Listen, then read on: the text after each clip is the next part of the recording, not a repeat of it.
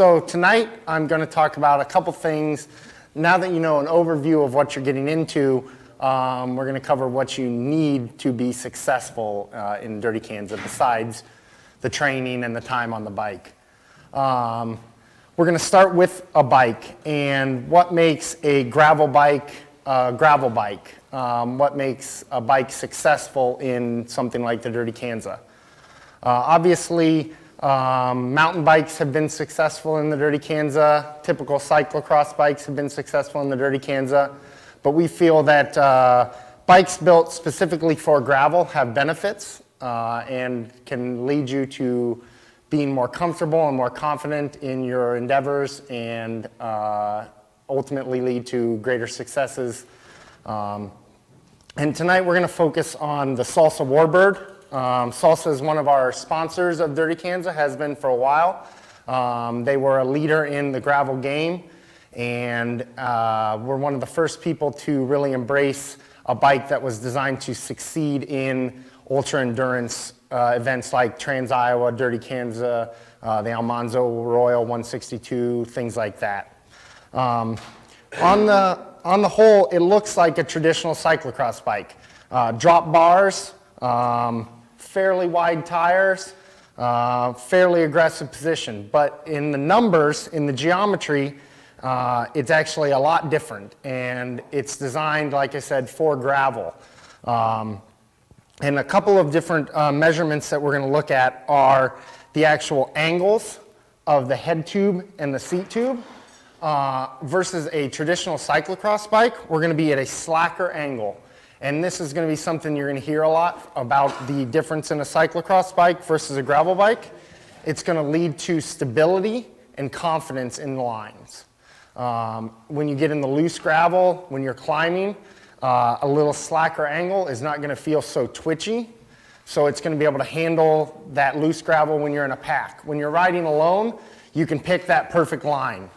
It's real easy to get in the smooth spot. When you're riding with 2,300 riders, sometimes you're forced out of that line and you need to be in looser gravel on the side of the road, things like that. And a gravel bike is going to become more stable.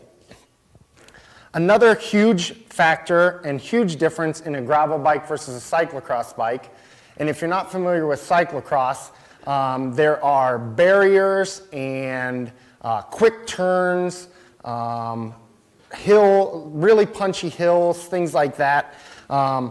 We have a lower bottom bracket on a gravel bike. So if you drew a line from axle to axle, this bottom bracket, which is the bearings that the crank goes through, is going to sit lower than on a traditional cross bike. A couple of reasons for that. We don't need as much clearance for the ground as you do in cyclocross because you have to get over those barriers. And the big benefit that that's going to allow is lowering our center of gravity and letting us sit inside the bike more. Again, that's going to add to stability, ultimately add to your confidence and better handling on the bike. Another number that's big in cyclocross versus gravel bikes. Cyclocross actually has a tire limitation. When you race cyclocross, they have a gauge that they put over your tires, and you have a maximum of 35 millimeters. Gravel bikes, like the Warbird, are coming stock with a 37 millimeter tire and can clear up to a 44. A bigger tire is going to give you more air volume, so it's going to give you more traction, more flotation in the loose gravel, and more comfort because that air volume is going to act as a shock absorber. Another big thing, and Dirty Kanza is one of the races that pushes this. Cyclocross bikes have sometimes just one bottle cage, sometimes two.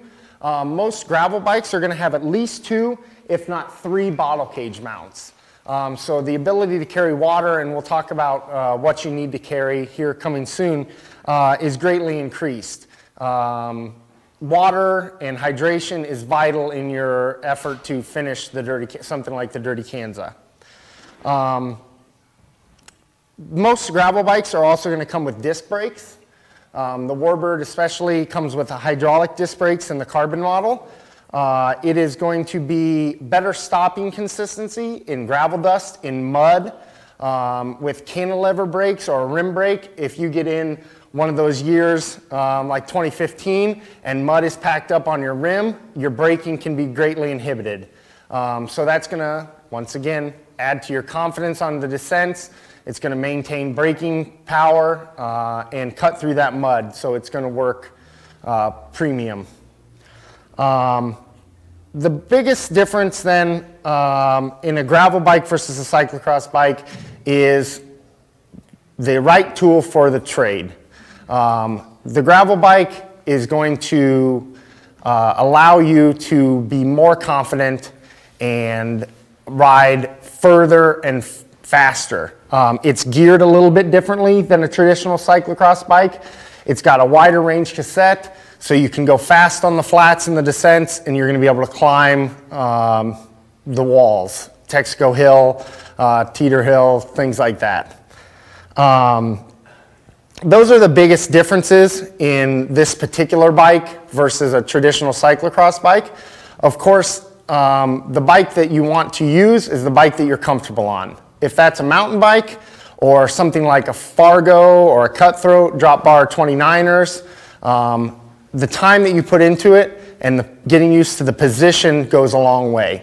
Cyclocross bikes have been very effective, but like I said, we feel that the right tool for the job is going to give you that edge as you're pushing to find your limit.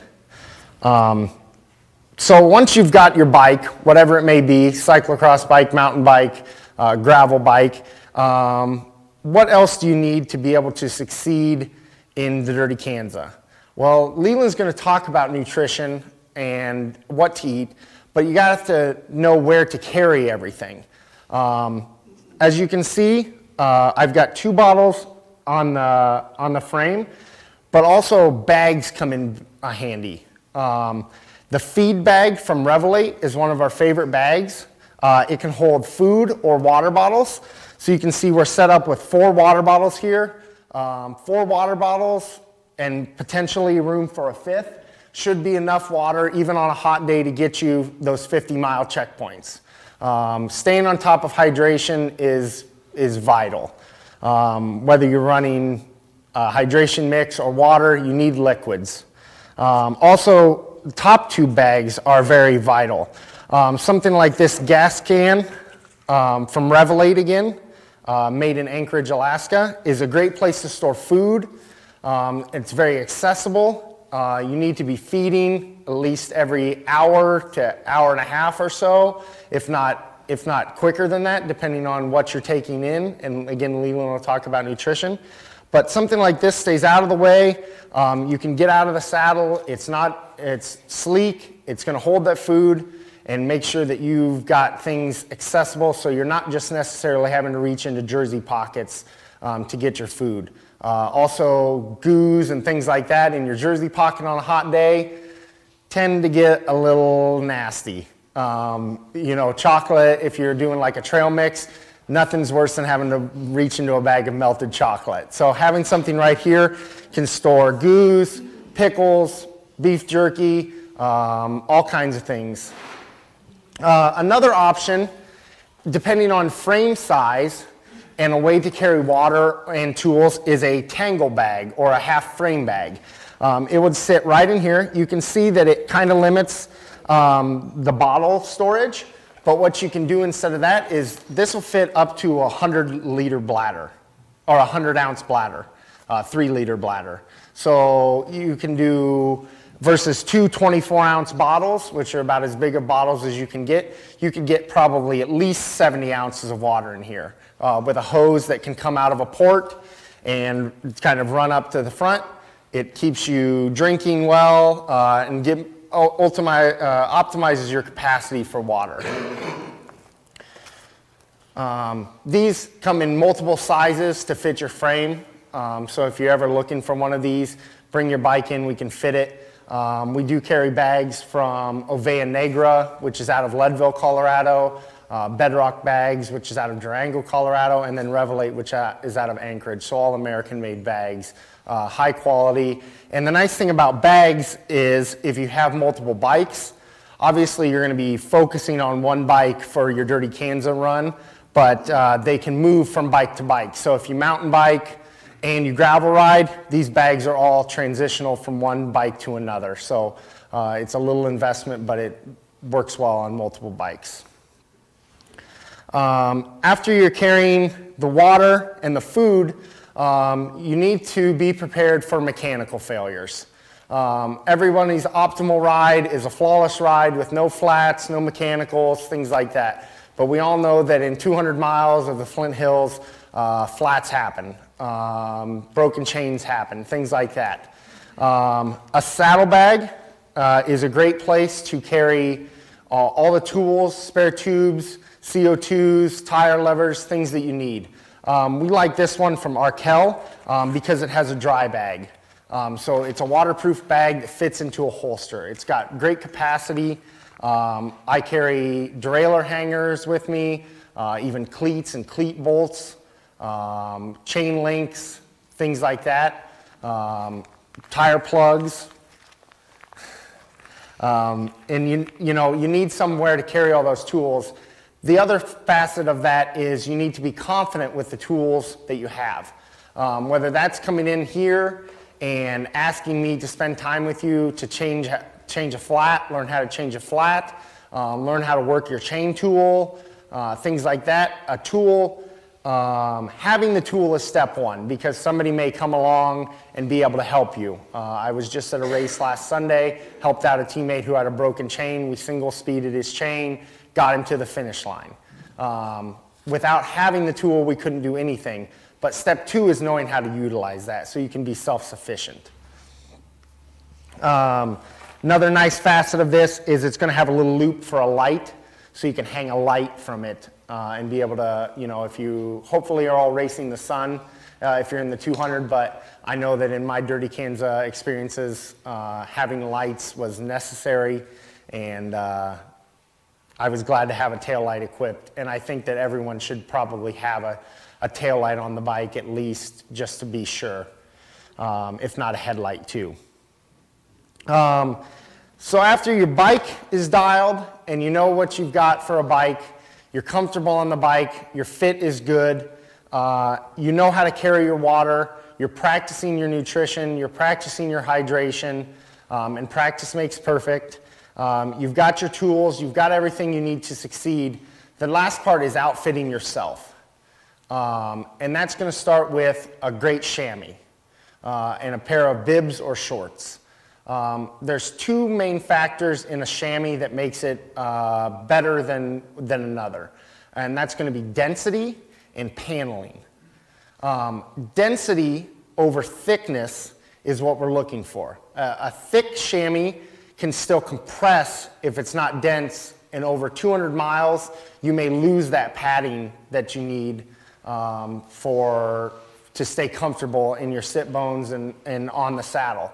A dense pad is going to maintain that padding and provide you the support that you need. Paneling, the other spot, is think of folding your palm versus folding your fingers. More panels, so more fingers, can conform better versus trying to fold your palm around something. Less panels, this is not crude, but pretty basic feel. Fits like a diaper. It's bulky, it doesn't conform well, it may cause chafing and rubbing, and more paneling that you get, the better that it's going to conform to you and give you the support where you need. To go along with that, Chamois Butter, who is one of our DK sponsors, makes chamois cream, anti-chafing cream. It comes in 3 styles, a hers, a unisex basically, and a Euro style. And the Euro style has a little bit of tingle if you're into that. It's kind of nice when you get used to it. Keeps you lively. Good application of that before the race is vital because you're going to rub in ways that, the saddle's going to rub you in ways that you haven't experienced. Most people are not riding 200 miles in training for the 200 miles. I know that when I did my 200-mile Dirty Kanza a couple times, I think my longest ride was 140 miles. I did a lot of back-to-back 80 and 90 days, things like that. But at 200 miles, things change. It's a long day on the saddle. So I encourage people to apply liberally at the beginning, and then they do make individual packs, and those are another great thing to pack in your saddlebag or give to your support crew so you can reapply. Wearing my first Dirty Kanza, and this goes with practice, a piece of Velcro on my saddlebag wore a hole through my chamois and through my leg. It was painful, and practice makes perfect with learning how to set up everything. Chamois butter application was vital for me to keep that rubbing down and keep lubricated there. It's very important. It goes a long way. Another point, talking about points of contact, so your butt and the chamois on the saddle. Saddles. Saddles are very individual. Each saddle is not for everyone. You've got to find a saddle that works for you. We do have demo saddles here that you can try. We have saddles with 30-day comfort guarantees that you can try, things like that. But once you find a saddle and find the position, stick with it. There's a couple of different measurements on a saddle: the length and the width. The length is going to correspond to how much pelvic rotation you have. So what position you ride the bike in. A more upright bike is going to be a little shorter saddle and a little wider in the back. A more aggressive bike, like the Warbird, is going to be a little longer because you're going to tend to rotate off the pelvis and off the sit bones and onto the nose of the saddle a little bit more, especially in a climbing situation, things like that. So a little wider and a little longer nose is going to provide you that support. There are ways to measure sit bones, and we can do that here, and that will correspond to widths of saddles. Also, saddles from like Brooks, who's one of our Dirty Kanza sponsors, are very comfortable when you find the right one. They make them with cutouts that are very flexible. They make weather-resistant ones that are going to hold their shape and make a long-term saddle for you. Once you get your butt settled, you've got to put your hands on the bars. I don't know anybody that's going to ride 200 miles no-handed. Couple of things that you want to do. Hood position, so your shifter position. Many people ride with a shifter position slightly canted up. It gives you a little more of a natural position for your wrist. It tends to reduce numbness in the hands. Bar overall rotation. We can rotate this bar up and down. In something like the Dirty Kanza, you are going to be in every position on your handlebars. You want to be comfortable in every position on your handlebars. Guaranteed there's going to be a stretch of headwind where you're going to be in the drops, and you want to make that a sustainable position without your hands going numb or putting undue pressure. Great bar tape. A gel cork bar tape is going to go a long way. To take that a step further, we have under wrap, that is gel inserts that go under the tape. They come in firm and soft. They add some density to your bar. They add some vibration reduction. They're going to make that more comfortable in every position. It's pretty easy to get installed. Under gel inserts run about $25. That $25 may make or break your ride.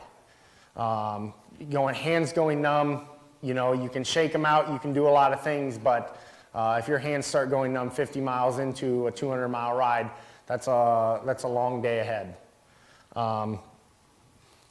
Pedal position and pedals. Another point of contact, shoes. Many people riding the 100 or the 200 are going to be in a clipless type pedal. So a pedal that actually has a cleat attached to your shoe that you clip into and stay attached to. That pedal is going to allow you to push and pull and maintain a more efficient pedal stroke. It helps you pedal in a circle more than in a square. Flat pedals tend to pedal like this. Clip-in pedals, you get a drag and a kind of a flip of the foot. Cleat position is very vital. We help with cleat position. We can do fittings for cleat position, but that's something that you need to be test riding and comfortable, that you're not getting hot spots, that your knees aren't hurting, things like that. Pedals start at about $75, shoes start at about $100. It's a great investment. They'll get you a long way. Shoes are also stiffer in the sole, a cycling shoe, so it's not going to flex over that pedal as much. Again, that kind of eliminates hot spots, makes you feel more connected to the bike, allows you to ride more effectively. So we've got point of contact in the saddle, point of contact in the feet, point of contact in the hands. Dialing those in takes test rides. You know, looking at something like the static plan that Dirty Kanza Promotion puts out for the 100 or the 200 is going to get you the right ride times and the right types of rides that you should be comfortable with all facets of your bike by the time Dirty Kanza actually comes. It's going to, and we can talk more about the static plans and stuff if people have questions at the end. And actually I have one on the computer that I can show to people so you can get an idea of it. Practice makes perfect with all that. The last bit of apparel or how to dress yourself is a great jersey.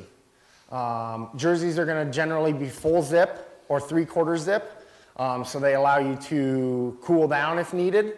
And they're going to have pockets in the back. That pocket may store an extra water bottle. That may be your 5th or 6th water bottle, depending on how much you drink. It also allows you to store food.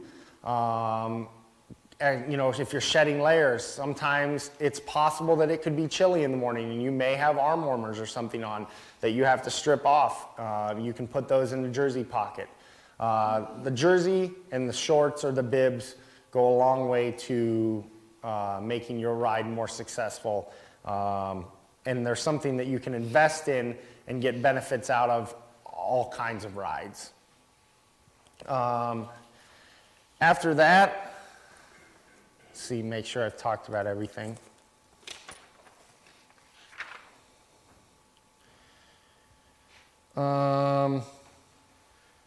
I think that's about all that we have on bikes. Does anyone have any questions on bikes? Yep. Well, going back to geometry, you were talking, didn't cover the C2. Is that less steep than a cross bike? Less steep than a cross bike. It's going to allow you to sit over the rear wheel a little bit more. Oh, it talked about seat tube angle and basic geometry of the bike, slack angle versus a steeper angle. A slack angle is going to bring you back a little bit and allow you to sit over the rear wheel. So that'll help you maintain traction. It'll put your weight closer to the rear axle. So as you're grinding some of those hills, spinning up some of those hills, it's going to maintain traction. In cyclocross, a lot of your hills are really steep and punchy. So you're out of the saddle, you're hammering up a hill versus grinding a hill. So the traction becomes much more important, especially in loose gravel. That also plays into, you know, with the tire volume. It all kind of goes together to maintain contact in the ground. Any other questions on bike, clothing, feed bags, bags in general? I was wondering about the gearing. Yeah. So a traditional cyclocross bike is going to be geared something like a 46-36 in the front with maybe a 12-27 or something like that. And that's your smallest cog and your biggest cog, and then everything in between is incremental adjustments. You do that because in cyclocross, you don't need as big of a jump in gear.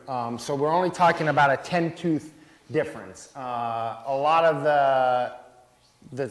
the undulation and stuff in cyclocross is a little more, is quicker. So you want to be able to make a quick shift in the front or the rear. Whereas most gravel bikes are going to be geared like a compact crank on a road bike, so a 50-34. So you actually have a bigger big ring and a littler little ring. This particular bike comes with a 1132 cassette. So you've got a 34-32 as your littlest gear versus a 36-27, which is a pretty significant difference. It's going to allow you to maintain on the flats, on descents, you're going to be able to get up into that 50 tooth and really push and utilize the speed of the bike. But if you get on those long climbs, that 34 will allow you to use the whole range of the cassette. And it's about finding a gear that works for you. This has a little wider options.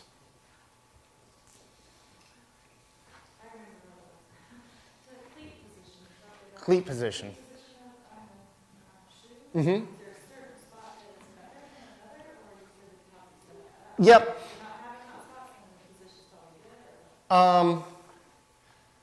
So the question is about cleat position and how to basically know if you're in the right position. A standard, and caveat, I'm reading a new book on this too. There's a ton of methodology to cleat positions. The most general way that I fit a cleat is I have a gauge basically, and I find your first and your fifth metatarsal, so toe bones basically, and I mark them on your shoe, and we average that distance out and center the cleat. That is basically the position we're looking for is to get that cleat under the ball of your foot so that as the spindle so that you're supported by the spindle of the pedal. That being said, that also factors saddle fore and aft. So we want to get the knee basically over the spindle at like a 3 o'clock position. And so we want that cleat to be far enough back. A cleat that's too far forward a lot of times will end up causing some knee pain. And you don't get that pull up. It's kind of a flat stroke.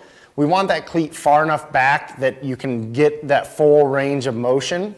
Some people, cleat fitting, you know, we watch how your legs, when you're pedaling, how some people's legs turn in, some people's knees turn in.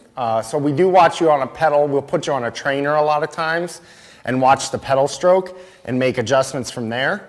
Another big factor in pedals is a measurement they call float, which is how much angular movement you have before the pedal disengages. More float allows the pedal to, or the shoe and the cleat and your foot to self-align a little bit better. So if your knee comes in or something like that, you may need a pedal with more float. Less float is a little more restrictive, but some people feel that it feels more connected to the pedal. It doesn't feel, again, this is like as sloppy.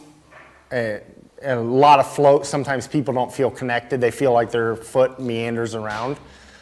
So the second part of your question is, if you're not having problems, how do you know you're in the right spot, basically? To a certain extent, if it's not broke, don't fix it. And if you're not having knee pains, you're not having pedal, shoe pains, foot pains, things like that, there's a good chance that you're in a pretty solid position. I'm lucky. I have a fairly adaptive body. I can get on, I can just put my cleats in a neutral position and go. But I also have a leg length discrepancy because I broke this ankle 3 times. So my leg is shorter than the other one. So I have staggered cleats.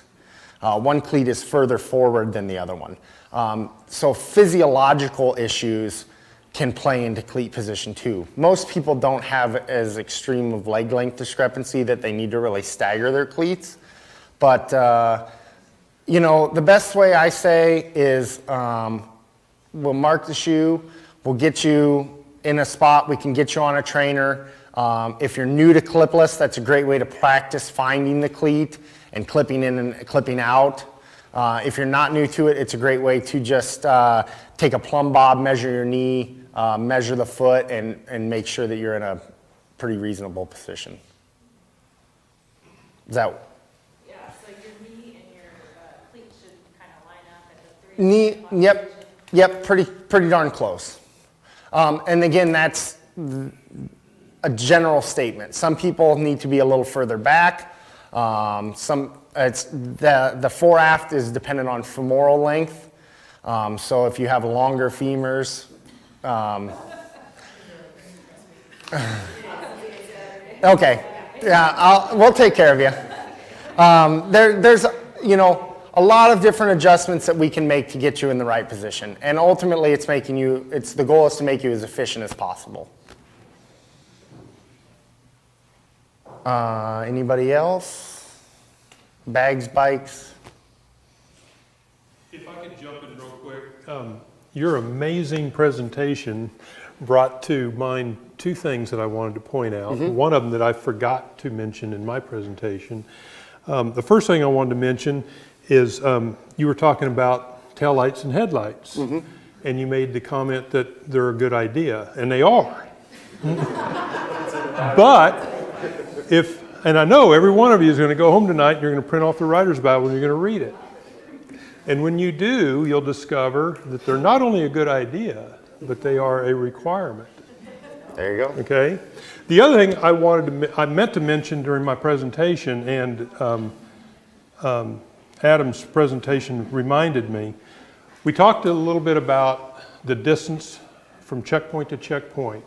And part of the challenge, Dirty Kanza, is being able to cover that distance on your own. Okay, now when you're out training this time of year, how much water and how much food do you need to go 50 miles? Okay, now in June, when it's 70 degrees or 75 degrees. Or 100 degrees. Well, that's the next step. When it's 75 degrees, you're going to need a different amount of water and food to cover that same distance. Now, what if it's 95 or 100 degrees? The answer to those questions is vastly different. The commonality amongst all those is it's your responsibility to carry that amount of water and that amount of food. Okay? So this time of year, you can probably stuff that all into 2 water bottle cages in your jersey pockets. But in June, you're probably going to need some of these items or something. And that's part of your Dirty Kanza experience. You know, some people think that Dirty Kanza starts at 6 a.m. on June 3rd. Dirty Kanza started January 14th when you signed up. And now, while you're preparing and you're discovering what it's going to take for you to accomplish your goal.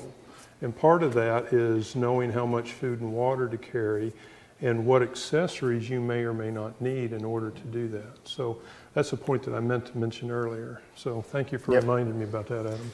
Yeah, and it's great. I meant to remind you about that, Jim. It's great to practice with this. You know, I make a tendency, even on a ride where I think I'm going to need 2 bottles, to carry 4 bottles because it's good practice. The water adds weight, that it changes the ride. You know, I practice drinking out of here. I practice drinking out of here. I practice these things. The practice makes perfect so that when you get into the Dirty Kanza, you can stay fluid. And nobody's ever complained about having an extra water bottle in Dirty Kanza. Or, you know, an extra water bottle full. Like, that's not an issue. So practice, practice, practice.